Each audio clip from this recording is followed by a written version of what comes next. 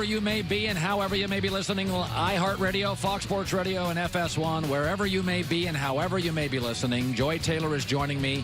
We are packed this hour. This is such a great time of the year for sports. Last night, I get to watch opening night of the NBA, and then I got to watch the baseball playoffs, Dodgers-Milwaukee. After our show today, it's Milwaukee and the Dodgers, Clayton Kershaw, biggest game of the year in baseball. And then tomorrow night, I get Josh Rosen, the rookie, against that pass rush, Denver at home. I want to watch Josh Rosen by himself, stand alone, and LeBron and the Lakers open up. So this month, mid to late October, is absurd. The sport, we got huge college football this weekend. I want to start with this, though, is that there's dynasties all over sport. Alabama's a football dynasty. UConn women basketball. Serena's a dynasty. Federer's been a dynasty. There's New England Patriots are a dynasty. You don't have to win every year to be a dynasty. We got a lot of dynasties in sports right now. The Golden State Warriors are a dynasty. If I said to you, what's the next dynasty? Nobody really knows except me. The next dynasty is the Boston Celtics. They are going to win 4 of the next 6, 4 of the next 7 NBA championships. Golden State is going to be favored this year and next. But last night, Boston rolled the second-best team, certainly the team with 2 stars, the Philadelphia 76ers. And this was indicative of the night for the Celtics and Sixers.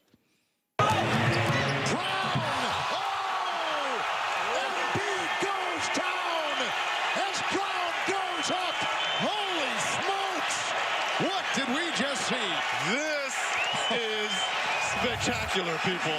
Goes up and challenges Joel Embiid. Felt the contact. This should have been an and one. Look at this. Embiid goes up with both hands, and Brown finds a way to get this to go in. The disrespect by Jaylen Brown on Joel Embiid. By the way, Boston sports fans get the current dynasty, the next dynasty, and the Red Sox are pretty good too. What a time to be a Boston sports fan. It's absolutely amazing. This Boston roster, I picked them to win the championship. I think they're going to fly through the East. I think their #1 rival is going to be Toronto for a year with Kawhi Leonard. Then he'll bolt. Then it's Philadelphia, and it's not much of a rivalry. In fact, when it was over, Joel Embiid said last night, this is not a rivalry. I don't know how. It's pretty bad. They always kick our ass. It's not a rivalry. That's what Joel Embiid said. The best player, arguably, on the other team. They got the best coach, does Boston. They have a great roster. They have a roster of high IQ, smart guys. Tatum, Kyrie, world is flat. He was just joking. Al Horford, Gordon Hayward, Jason Tatum. They have the best GM. They've got the best coach where every player plays his best. Phil Jackson, I used to say this about Phil Jackson. Whether you liked him or not, every player played their best under Phil. Every single player plays their best under Brad Stevens. Avery Bradley's amazing, leaves not so good. This team is going to rule this league for most of the next decade, barring an injury. And Kyrie's had a few, and Gordon Hayward's had 1. They'll eventually replace Al Horford. But this is almost a perfect basketball team. I mean, they can shoot.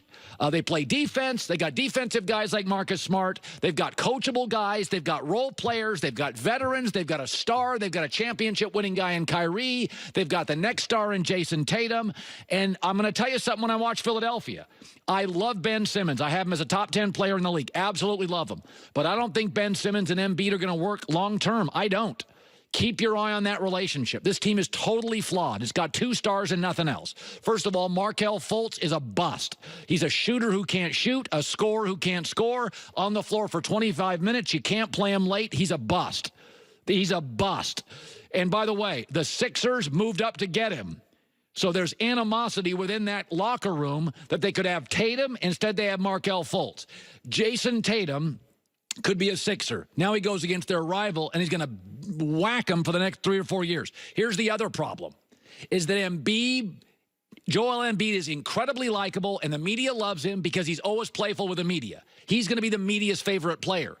And Embiid's ego is going to grow, and I love him, but he's going to get tired of Simmons and Fultz because he'll either dunk it, or if he passes outside, neither one of them can shoot.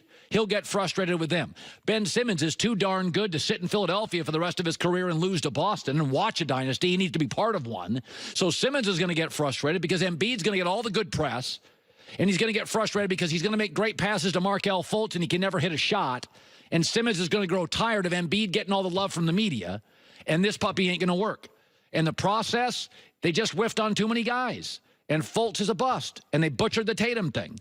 And I'm watching Philadelphia, and they have two great players, but they don't have enough shooters, and you keep your eye on Simmons, who I love, and Embiid, who I really like. I don't think it's going to work long term. And they'll win a lot of games. They're going to beat a lot of teams. They're going to beat Milwaukee and Washington. They're going to win 50 games this year. That Boston thing's a nightmare for them. And it's going to eventually unravel Simmons and Embiid, who are going to grow to hate each other. There's just, that thing is begging for animosity. Embiid's got the ball. He passes to Simmons and Fultz. They can't shoot. Simmons passes to Markelle. Can't shoot. And every time he passes to Embiid, he scores, and the media loves him more. And he's a more reticent personality. So he's a little condescending. He's a little too cool. So the media's not going to embrace Simmons. He'll never be as big. He's more private than Embiid, who's more social. Man, Boston's going to be good. Oh, that is the next dynasty in sports. All right. So, for a long time, people may forget this. You millennials. By the way, Goulet, are you a millennial? I think technically age-wise I am, but I am definitely not. So here's what a lot of millennials don't know. For a long time, the Raiders were the Dallas Cowboys. They were the talk of the league. And they were led by an owner named Al Davis. Al Davis was outspoken. He played the game. He actually knew football. He went to practice. He sat in on film. And Al Davis was the challenger to NFL protocol forever.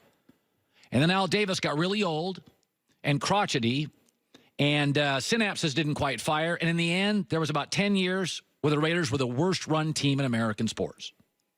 There was a story yesterday that Jerry Jones denied a report there's an extension in the offing for Jason Garrett. Jerry Jones said, I don't know where that information's coming from. I've never spoken to another soul about that as far as I'm concerned. But here's, if you're a Cowboy fan, what you may worry about. Jerry's 76. He's not interested in starting over. And Al Davis and Jerry Jones are very similar people. They are very similar people. They both played. They're both hands-on. They're fiercely independent. They had Super Bowl success early as owners. They are movers and shakers among billionaires. They both challenged the NFL power structure. Their voices carried tremendous weight. They were league agitators, and they were grooming a son to take over. And then all of a sudden, the Raiders, Al got older, became overly loyal to certain people, former Raiders, and they were a mess for 12 years. And they've never truly recovered. And in that 12 years, they were a shadow of themselves. They underachieved. They were an eroding brand. You just forget how big the Raiders were. The Raiders were the rebel of the NFL. They were the most talked about team. Steelers won more titles. Raiders were cooler, tougher, more bad blank. They were a huge brand. 12 years later, they weren't. Laughingstock. And when I look at the Cowboys, I look at Jerry, and Jerry's starting to get loyal. Man, be careful about that loyalty thing. Be careful. Be careful about thinking you have the number one brand forever. Al Davis and Jerry are very, very similar guys. Personalities, played, hands-on, actually are some of the fewest owners that know the game a little bit. Mavericks, challengers, agitators, fiercely independent. Jason Garrett, nice guy. Look around the league. I don't know. I do not know. Coming up, Vegas rarely makes mistakes. Man, do I think they've made one. They are overvaluing a team to an absurd level. Steven Jackson, Joel Klatt, Jason Whitlock, Tom Verducci.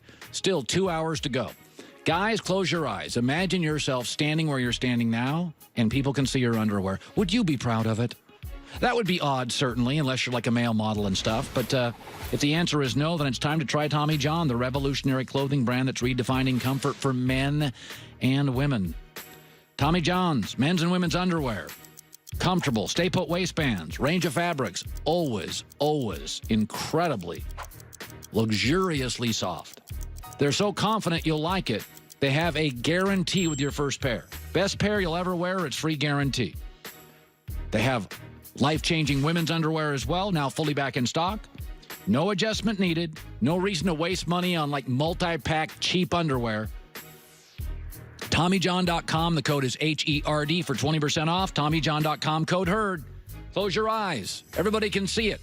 Would you be proud of what you're wearing? TommyJohn.com, code HERD. Sometimes you get your little brother excited.